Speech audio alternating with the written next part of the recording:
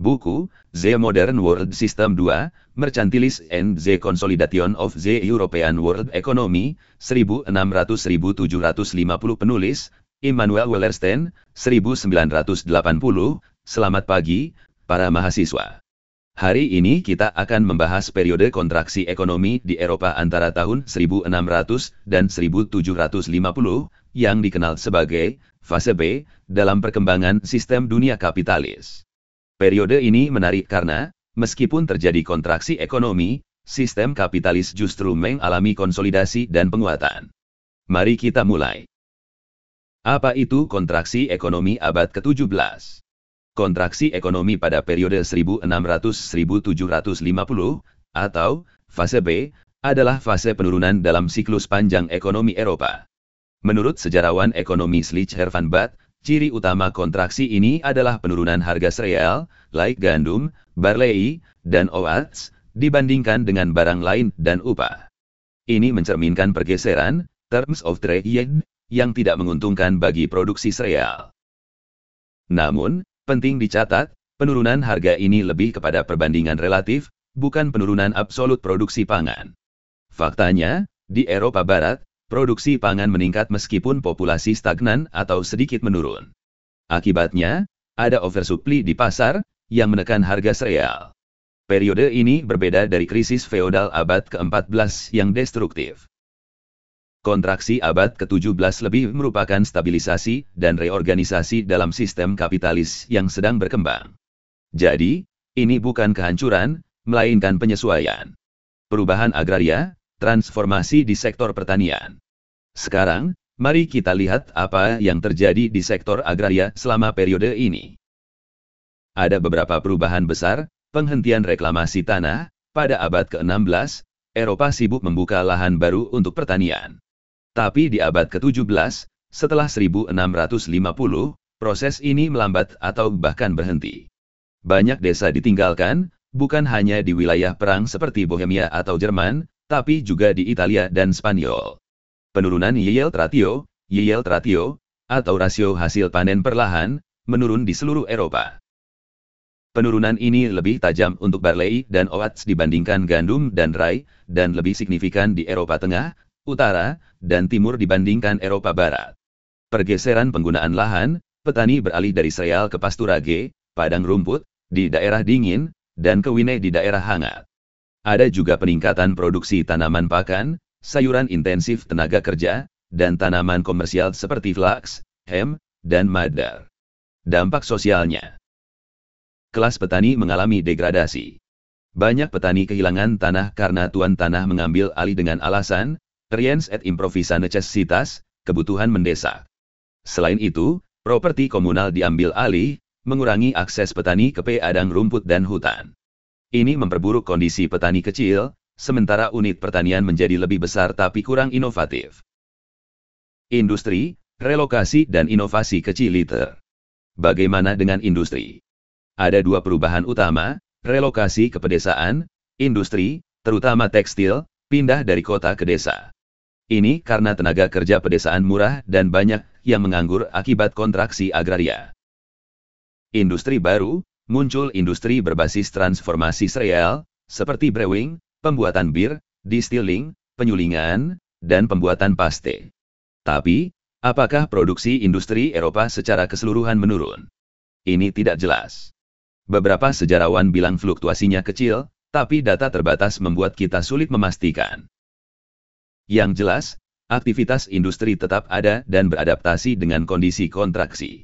Harga, upah, dan kekurangan bulayan. Sekarang, mari kita bicara soal harga dan upah. Harga sereal dalam, bulayan, logam mulia seperti perak, turun tajam sekitar 1660, mencapai titik terendah pada 1680 dan 1720. Ada kekurangan, bulayan, dan kredit, membuat kehidupan moneter lesu. Ini memicu maraknya uang palsu, yang disebut wabah abad ke-17. Menariknya, upah real cenderung naik karena harga pangan turun. Tapi ini tidak merata, banyak pekerja menghadapi pengangguran atau underemployment. Jadi, meskipun ada peningkatan daya beli bagi yang bekerja, kondisi ekonomi tetap sulit bagi banyak orang. Perdagangan dan demografi. Dalam perdagangan, Frederick Mauro mencatat bahwa perdagangan antar benua dan dari Eropa, serta perdagangan dunia secara keseluruhan konstan selama abad ke-17. Ini berbeda dengan abad ke-16 dan ke-18 yang ekspansif. Dari sisi demografi, populasi Eropa stagnan atau sedikit menurun, bukan penurunan drastis seperti pada abad ke-14 akibat wabah. Ini mendukung oversupply pangan yang kita bahas tadi. Kontraksi sebagai konsolidasi. Jadi, apa yang bisa kita simpulkan? Kontraksi ekonomi 1600-1750 bukan krisis yang merusak seperti abad ke-14, melainkan fase konsolidasi dalam sistem kapitalis. Melalui adaptasi agraria, relokasi industri, dan stabilisasi ekonomi, sistem ini bertahan dan akan meletakkan dasar untuk pertumbuhan masa depan, seperti revolusi industri di abad ke-18. Kontraksi ini menunjukkan bagaimana kapitalisme bisa beradaptasi di masa sulit, menguatkan struktur negara di wilayah inti seperti Belanda dan Inggris, dan memungkinkan akumulasi kapital lebih lanjut. Ini adalah bukti bahwa fase B bukan akhir, tapi bagian penting dari dinamika kapitalis. Terima kasih atas perhatiannya. Ada pertanyaan sebelum kita selesai? Selamat pagi, para mahasiswa.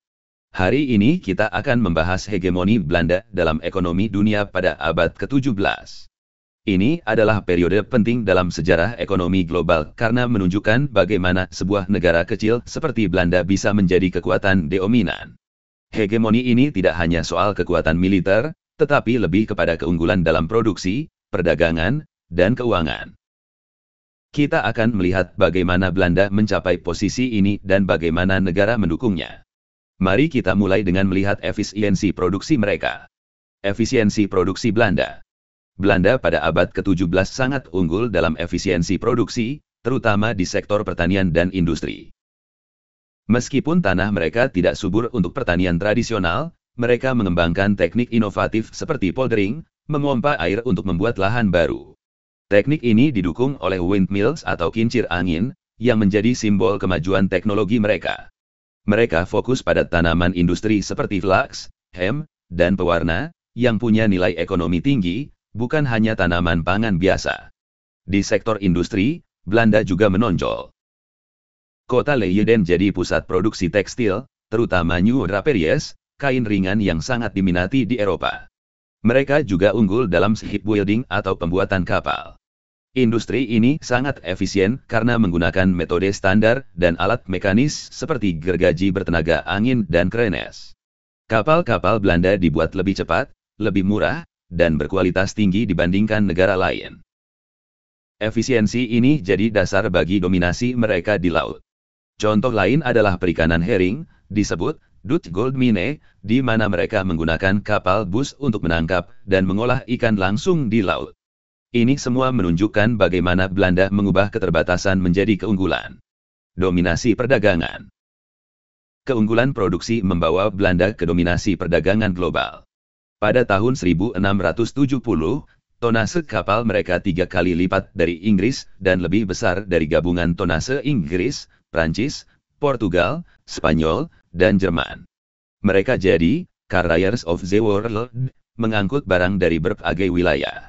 Perdagangan maritim mereka tersebar luas, dari Laut Baltik, Mediterania, hingga Hindia Timur. Perusahaan Verinik de Oost-Indische Compagnie, VOC, adalah kunci dalam perdagangan dengan Asia.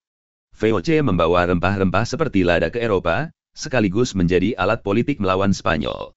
Mereka juga mengendalikan perdagangan gandum dari Eropa Timur via Laut Baltik, yang vital untuk kebutuhan pangan Eropa Barat. Keunggulan ini didukung oleh kapal-kapal efisien dan teknologi navigasi yang maju. Bahkan di Inggris, Belanda bisa menjual ikan hasil tangkapan dari perairan Inggris dengan harga kompetitif, sesuatu yang disebut galling oleh orang Inggris saat itu. Dominasi ini menunjukkan betapa kuatnya jaringan perdagangan Belanda.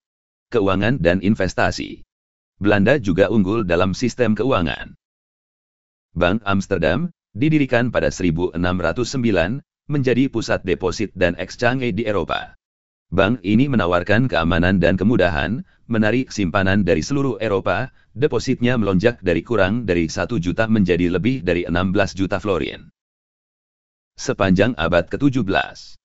Ini membuat Amsterdam jadi pusat multilateral payment system, mempermudah transaksi global. Keuangan Belanda juga didukung oleh kebijakan unik, mereka memperbolehkan bulayan keluar masuk dengan bebas, tidak seperti negara-negara merkantilis lain. Ini menarik lebih banyak bulayan masuk, menciptakan spiral keuntungan. Tingkat bunga rendah, turun lebih dari setengah selama abad ke-17, juga jadi daya tarik untuk investasi. Belanda tidak hanya berinvestasi di dalam negeri, tetapi juga di luar negeri, seperti di Inggris dan Prancis, memperkuat posisi ekonomi mereka. Sistem ini menunjukkan bagaimana keuangan jadi pilar hegemoni Belanda. Peran negara. Meskipun sering dianggap kurang intervensi, negara Belanda sangat penting dalam mendukung hegemoni ekonomi. Mereka menciptakan kondisi agar perusahaan swasta bisa berkembang. Contohnya, negara mendirikan VOC untuk mengatur perdagangan kolonial dan melindungi industri perikanan dengan regulasi ketat sejak zaman William of Orange. Belanda juga menerapkan kebijakan Mare Liberum, laut bebas, yang mendukung perdagangan global, tapi mereka tidak ragu menerapkan Mare Clausum di wilayah tertentu seperti Afrika dan Hindia Timur untuk melindungi kepentingan mereka. Struktur pemerintahan yang terdesentralisasi, dengan estates general dan dominasi Holland, justru jadi kekuatan karena fleksibel dan adaptif.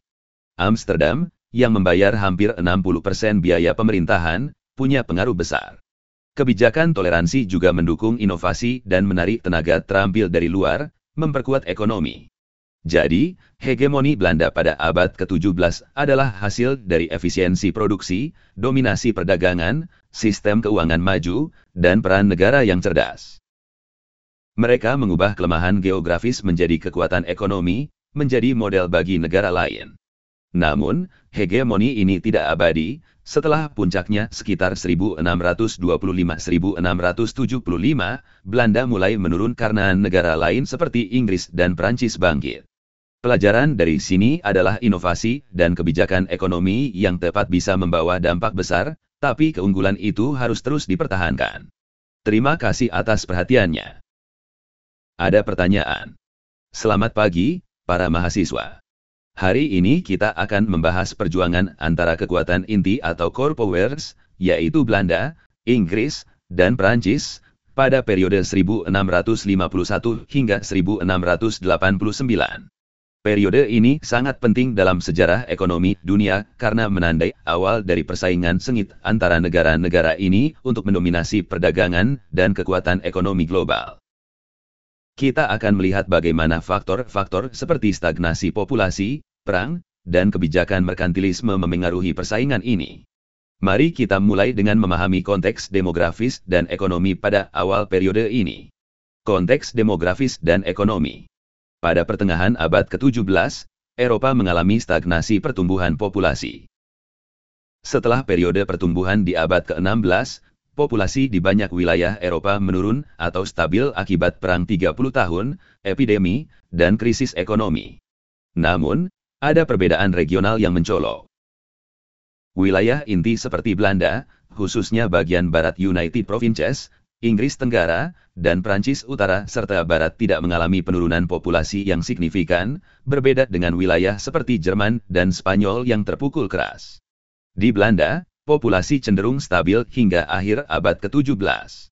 Di Prancis Utara, tidak ada bencana besar yang memengaruhi jumlah penduduk. Sementara di Inggris, meskipun datanya kurang jelas, ada tanda-tanda peningkatan populasi yang moderat. Stagnasi populasi ini berkaitan erat dengan penurunan harga biji-bijian di pasar global karena overproduction, yang berdampak pada ekonomi agraris Eropa secara keseluruhan. Dalam situasi ini, negara-negara inti seperti Inggris dan Prancis mulai menerapkan kebijakan merkantilis dengan lebih tegas. Merkantilis adalah sistem ekonomi di mana negara mengendalikan perdagangan untuk meningkatkan kekayaan nasional, seringkali melalui proteksionisme dan penguasaan koloni.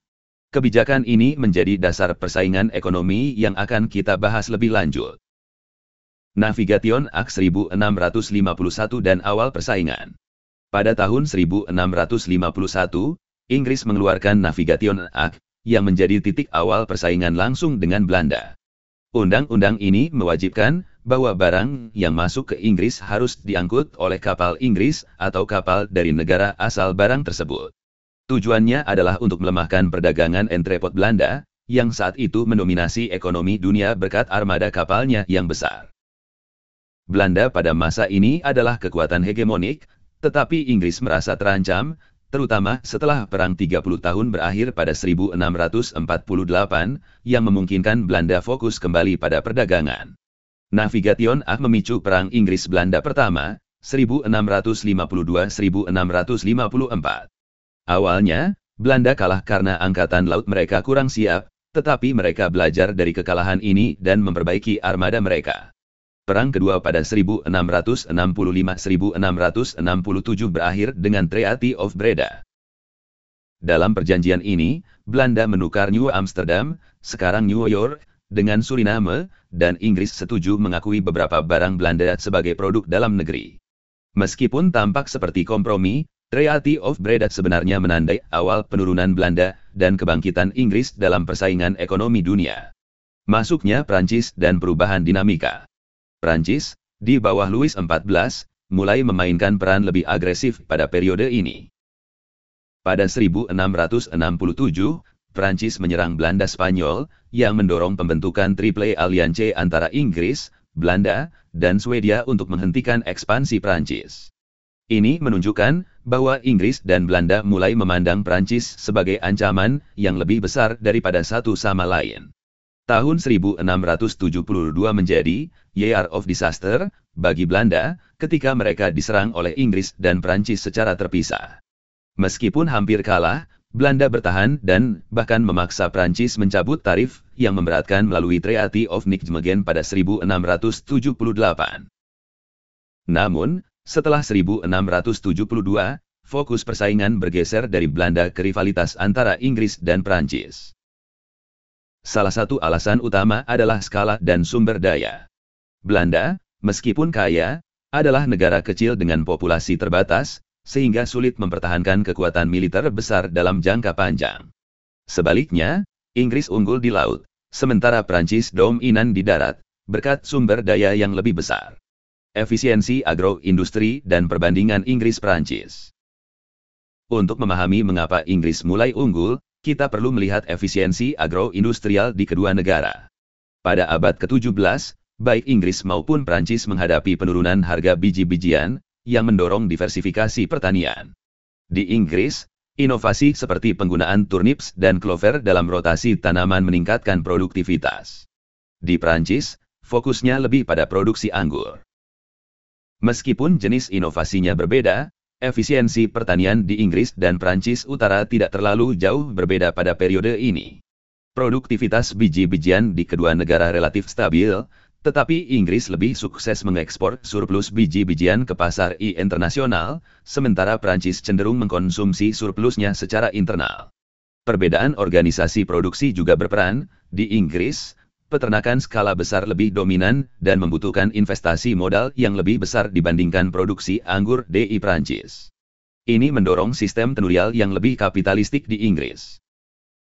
Jadi, periode 1651-1689 adalah masa persaingan sengit antara Belanda, Inggris, dan Prancis untuk mendominasi ekonomi dunia. Belanda, yang awalnya hegemonik, mulai menurun karena tekanan dari Inggris dan Prancis serta keterbatasan sumber daya. Inggris menunjukkan tanda-tanda keunggulan berkat kekuatan laut dan inovasi agroindustrial, sementara Prancis, meskipun kuat di darat, menghadapi tantangan internal dan eksternal. Persaingan ini akan berlanjut dan memuncak di abad ke-18, dengan Inggris akhirnya menjadi kekuatan dominan. Terima kasih atas perhatiannya. Ada pertanyaan? Selamat pagi, para mahasiswa. Hari ini kita akan membahas topik yang sangat menarik dari buku The Modern World System 2, yaitu Preparedness in an Era of Slow Growth. Fokus kita adalah bagaimana daerah-daerah preparedness, yaitu wilayah pinggiran dalam sistem ekonomi dunia, menghadapi periode kontraksi ekonomi global pada abad ke-17, tepatnya dari tahun 1600 hingga 1750. Periode ini disebut era of slow growth karena aktivitas ekonomi dunia melambat setelah ekspansi besar di abad ke-16. Kita akan melihat dampaknya pada peripheries, strategi adaptasinya, dan perbandingan dengan daerah core. Mari kita mulai. Definisi dan konteks. Pertama, apa itu peripheries? Dalam sistem ekonomi dunia, peripheries adalah daerah-daerah yang biasanya memproduksi bahan mentah, seperti gandum, ternak, atau tembaga, untuk diekspor ke daerah core, pusat ekonomi yang lebih maju. Era of slow growth di abad ke-17 ditandai oleh stagnasi produksi, penurunan lapangan kerja, dan bencana populasi akibat perang, epidemi, dan kelaparan. Ini berbeda dengan masa ekspansi, di mana produksi meningkat dan optimisme sosial mendominasi. Namun, kontraksi ini tidak merata. Di beberapa tempat, produksi naik, tapi di peripheries, situasinya lebih buruk karena mereka rentan secara politik. Kelompok penguasa di core dan semi-peripheries berusaha mempertahankan produksi mereka dengan mengorbankan peripheries. Meski begitu, peripheries tidak keluar dari sistem ekonomi dunia karena, satu, kapitalis lokal ingin tetap terlibat. 2. Core masih membutuhkan sumber daya dari peripheries untuk pemulihan masa depan. 3. Produk tertentu dari peripheries tetap dibutuhkan dan sulit diproduksi di tempat lain. Tantangan di peripheries. Sekarang, mari kita lihat apa yang terjadi di peripheries saat pasar global melemah. Produsen di peripheries, seperti di Eropa Timur, menghadapi dilema. Untuk menjaga pendapatan, mereka punya dua pilihan, meningkatkan volume ekspor, misalnya, ekspor gandum Polandia atau ternak Hongaria. Mengurangi biaya produksi, dengan menekan tenaga kerja atau sumber daya alam. Tapi, strategi ini bermasalah. Meningkatkan produksi justru memperburuk kelebihan pasokan global, dan menekan biaya seringkali merusak produktivitas jangka panjang. Contohnya, di Polandia, ekspor gandum dari Gdańsk turun drastis dari 100.000 las per tahun di akhir abad ke-16 menjadi hanya 10.000 di awal abad ke-18. Produktivitas juga menurun, grain yield ratios di Eropa Timur turun, misalnya di Polandia, dari 4,8 pada 1569 menjadi 3,2 pada 1765, akibat eksploitasi tanah dan tenaga kerja. Harga pun jatuh. Harga gandum Polandia turun sejak 1615-1620, dan ekspor ternak Hongaria melemah setelah 1620-N. Terms of trade juga memburuk, artinya peripheries mendapat lebih sedikit dari ekspor mereka dibandingkan impor barang mewah dari core. Adaptasi peripheries. Lalu, bagaimana peripheries beradaptasi? Salah satu strateginya adalah konsentrasi lahan. Tuan tanah besar atau magnates mengambil alih lahan petani kecil dan bangsawan lemah untuk mengendalikan produksi. Di Eropa Timur, ini terlihat jelas, lahan magnates meningkat, sementara petani kaya menghilang. Selain itu, mereka memperluas sistem korvi, kerja paksa. Petani dipaksa bekerja lebih lama di lahan tuan tanah, mengurangi waktu untuk lahan mereka sendiri. Ini menciptakan siklus kemiskinan dan ketergantungan. Di Polandia, misalnya, korvi meningkat di abad ke-17, dan petani kehilangan kemampuan untuk produksi mandiri. Ada juga perubahan sosial. Kelas petani kaya lenyap, digantikan oleh petani miskin yang terikat korvi. Sementara itu, magnates dan bangsawan kuat mempertahankan kekayaan mereka. Fenomena inflation of the nobility muncul, jumlah bangsawan bertambah, tapi lebih sebagai strategi status, bukan kekayaan nyata. Perbandingan dengan core dan peripheries baru. Di core, seperti Inggris dan Prancis, ada kompromi sosial antara kapitalis baru dan aristokrasi lama, didukung oleh negara yang kuat. Tapi di peripheries Eropa Timur, negara lemah, contohnya, monarki Polandia melemah dan dipengaruhi intervensi asing. Tidak ada kompromi serupa, dan konflik sosial memburuk. Namun, ada peripheries baru yang muncul, seperti Karibia. Di sini, produksi gula, tembakau, dan emas berkembang pesat, didorong oleh permintaan global yang terus naik. Berbeda dengan gandum atau ternak, gula tidak mengalami kelebihan pasokan.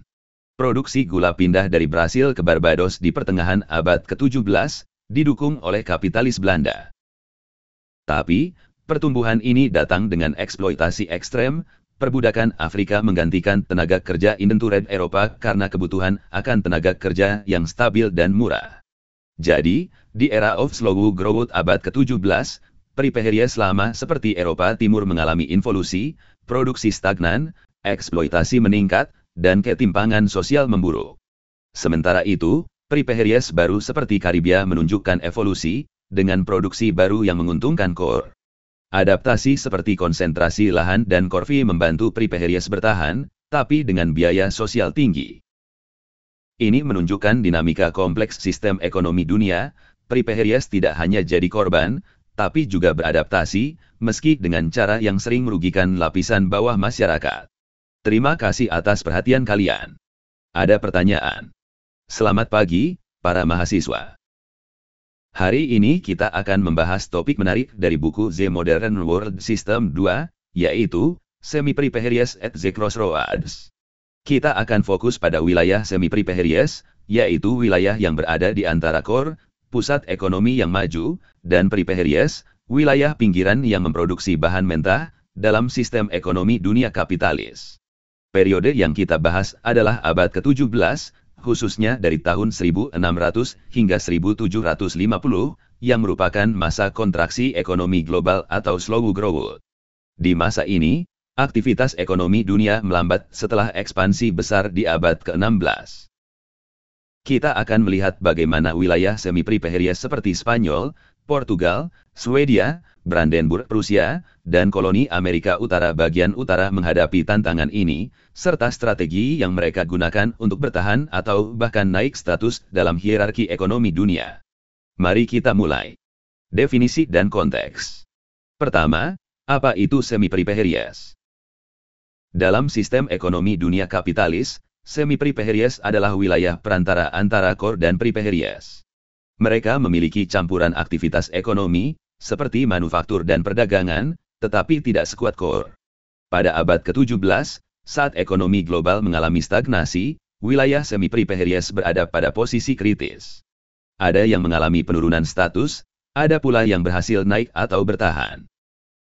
Periode ini ditandai oleh stagnasi produksi, penurunan lapangan kerja, serta bencana seperti perang dan epidemi. Perubahan status wilayah semi-peripheries sangat dipengaruhi oleh tindakan negara. Negara-negara di wilayah ini berusaha naik atau turun dalam hierarki ekonomi dunia melalui kebijakan yang cerdas. Namun, tidak semua berhasil. Hanya sedikit yang mampu mengubah peringkat mereka secara signifikan karena kesuksesan satu negara seringkali menutup peluang bagi yang lain. Contohnya, Spanyol dan Portugal mengalami penurunan, sedangkan Swedia, Brandenburg Prusia, dan koloni Amerika Utara bagian utara berhasil berkembang. Penurunan Spanyol dan Portugal. Mari kita lihat Spanyol dan Portugal sebagai contoh semi-peripheries yang menurun. Pada abad ke-16, Spanyol adalah kekuatan besar berkat kekayaan dari koloni Amerika. Namun, pada abad ke-17, kelemahan strukturalnya terlihat jelas. Produksi pertanian menurun, lahan tidak diolah, dan ternak berkurang. Ekspor bahan mentah seperti wool dan sutra anjlok, sementara industri tekstilnya, seperti di Toledo, Segovia, dan Cuenca, hancur. Spanyol kehilangan pasar ekspor dan domestiknya kepada Inggris, Prancis, dan Belanda, mengalami apa yang disebut deindustrialisation. Spanyol juga menghadapi konflik internal, seperti pemberontakan di Catalonia dan Portugal, akibat pajak berat untuk mendanai perang. Portugal, yang bergabung dengan Spanyol pada 1580, memberontak pada 1640 untuk meraih kemerdekaan. Namun, keduanya akhirnya menjadi sabuk pengaman antara core dan koloni mereka, mengimpor barang dari core dan mengekspor bullion, logam mulia, dari Amerika. Pada akhir abad ke-17, mereka semakin bergantung pada Inggris dan Prancis, terutama melalui perdagangan kontraben dan perjanjian seperti Methuen Treaty, 1703, yang menguntungkan Inggris. Upaya mercantilis, kebijakan melindungi industri domestik, gagal karena tekanan dari core dan keterbatasan struktural. Kebangkitan Swedia dan Brandenburg Prusia. Sekarang, kita beralih ke wilayah semi-peripheries yang berhasil naik status, seperti Swedia dan Brandenburg Prusia. Swedia memanfaatkan kelemahan Denmark dan Polandia untuk menguasai perdagangan Baltik. Mereka mengembangkan industri tembaga dan besi, serta memonopoli produksi tar dan pitch untuk pembuatan kapal. Pada pertengahan abad ke-17, Swedia menjadi kekuatan militer dan ekonomi yang signifikan. Namun, setelah kekalahan dalam Great Northern War, 1700-1721, posisinya melemah. Sebaliknya, Brandenburg Prusia, yang awalnya wilayah pertanian miskin, berhasil membangun negara kuat dengan tentara efisien dan birokrasi terorganisir. Mereka mengadopsi merkantilis, melindungi industri tekstil, dan menarik imigran terampil. Pada pertengahan abad ke-18, Prusia merebut Silesia dari Austria, wilayah industri penting yang menjadi langkah krusial menuju status lebih kuat sebagai semi-peripheries. Silesia, dengan linen dan manufakturnya, memperkuat posisi Prusia, bahkan membukakan peluang menjadi bagian dari KOR di masa depan. Koloni Amerika Utara bagian utara. Contoh lain adalah koloni Amerika Utara bagian utara, yaitu New England dan Middle Atlantic. Awalnya, koloni ini tidak terlalu penting bagi Inggris karena tidak menghasilkan komoditas berharga seperti gula atau tembakau. Namun, setelah Navigation Acts diberlakukan pada 1660-an, mereka mulai berperan sebagai pembangun kapal dan perantara perdagangan. Mereka terlibat dalam triangular trade, seperti perdagangan rum, budak, dan gula antara Afrika, Karibia, dan Eropa. Koloni ini juga mengembangkan industri pembuatan kapal yang signifikan, memanfaatkan kayu lokal meskipun Inggris berupaya membatasi manufaktur mereka. Upaya Inggris ini kurang efektif, dan koloni ini terus berkembang sebagai semi-peripheries yang semakin mandiri. Keberhasilan mereka juga didukung oleh kelalaian Inggris, yang sibuk bersaing dengan negara KOR lain seperti Prancis dan Belanda. Jadi, pada periode 1600-1750, wilayah semi-peripheries berada pada persimpangan jalan. Spanyol dan Portugal mengalami penurunan, menjadi tergantung pada KOR seperti Inggris dan Prancis. Sebaliknya, Swedia dan Brandenburg Prusia berhasil naik status melalui merkantilis dan ekspansi militer. Koloni Amerika Utara bagian utara juga berkembang secara unik, memanfaatkan kelalaian Inggris untuk membangun industri dan perdagangan mereka sendiri. Ini menunjukkan bahwa dalam sistem ekonomi dunia kapitalis, semi-peripheries memiliki peluang untuk berubah status. Namun, keberhasilan mereka sangat bergantung pada kebijakan negara, kondisi struktural, dan dinamika persaingan antar negara KOR. Terima kasih atas perhatian kalian. Ada pertanyaan? Selamat pagi, para mahasiswa. Hari ini kita akan membahas topik menarik dari buku The Modern World System 2, yaitu Struggle in the KOR, HC2, 1689-1763. Kita akan fokus pada persaingan antara Inggris dan Prancis dalam sistem ekonomi dunia kapitalis pada periode 1689-1763. Periode ini adalah fase kedua dari persaingan di wilayah KOR, pusat ekonomi yang maju, setelah Belanda kehilangan dominasinya. Kita akan melihat bagaimana Inggris dan Prancis bersaing untuk menguasai pasar, sumber daya, dan jalur perdagangan di Eropa serta wilayah peripheries seperti Amerika, Afrika Barat, dan India. Persaingan ini ditandai oleh serangkaian perang, seperti Perang 9 Tahun, Perang Suksesi Spanyol, Perang Suksesi Austria, dan Perang 7 Tahun, yang pada akhirnya dimenangkan oleh Inggris pada 1763. Mari kita mulai. Konteks dan definisi. Pertama, apa itu KOR dalam sistem ekonomi dunia kapitalis? KOR adalah wilayah yang menguasai produksi dan perdagangan paling menguntungkan, seperti manufaktur dan keuangan. Pada periode 1689-1763, Inggris dan Prancis menjadi dua kekuatan KOR yang bersaing menggantikan Belanda sebagai pusat ekonomi dunia. Persaingan ini dimulai pada 1689, ketika William dari Oranje menjadi Raja William III dari Inggris, Skotlandia, dan Irlandia, menandai konflik langsung dengan Prancis. Prancis memiliki populasi 4 kali lebih besar dan tentara yang lebih kuat, tetapi Inggris unggul dalam armada laut dan dukungan keuangan dari Belanda. Persaingan ini berlangsung melalui perang-perang mahal, dan kedua negara harus memilih antara fokus pada kekuatan darat atau laut. Inggris memilih kekuatan laut, sementara Prancis lebih condong ke kekuatan darat, keputusan yang akhirnya menjadi kelemahan bagi Prancis. Perang 9 Tahun dan Perjanjian Ridgefield. Mari kita mulai dengan Perang 9 Tahun, 1689–1697, titik awal persaingan ini. Dalam perang ini, Inggris dan Belanda bersekutu melawan Prancis. Awalnya, Prancis memiliki armada laut yang kuat, tetapi kekalahan di pertempuran Barfleur pada 1694 mengubah situasi. Armada Prancis kalah. Jumlah, kalah persenjataan, dan kalah manuver dibandingkan aliansi Inggris-Belanda. Kekalahan ini memaksa Prancis beralih dari strategi guerre d'escadre, perang armada, ke guerre de corse, perang kapal dagang, yang kurang efektif. Inggris, dengan dukungan Belanda, mulai menguasai laut. Perang ini berakhir dengan perjanjian Rijswijk pada 1697. Prancis terpaksa mengakui William III sebagai Raja Inggris dan mengembalikan sebagian besar wilayah yang direbutnya. Belanda juga mendapatkan hak untuk menjaga Netherlands Barrier, zona penyangga militer di wilayah yang kini dikuasai Austria. Perjanjian ini menandai awal penurunan Prancis dan penguatan posisi Inggris serta Belanda dalam sistem ekonomi dunia. Perang Suksesi Spanyol dan Perjanjian Utrecht.